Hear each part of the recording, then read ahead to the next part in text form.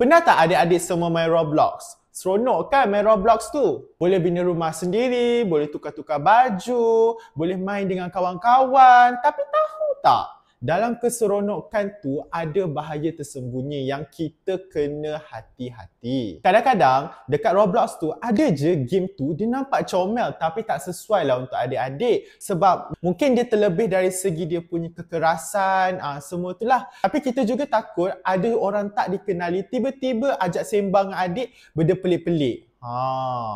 Bahaya tu. Abang Noel cakap ni bukan tak bagi adik-adik main Roblox terus. Tapi sebelum cuba sesuatu game tu, bolehlah minta ibu ayah adik-adik untuk semak dulu and also mungkin boleh tukar kepada child mode. Yang penting kalau orang minta, jangan kongsi tau maklumat peribadi adik-adik. Dan satu lagi, Roblox tu guna duit sebenar tau. Jadi janganlah beli tanpa izin ibu ayah. Roblox ni memang best, tapi jadilah pemain yang bijak dan selamat.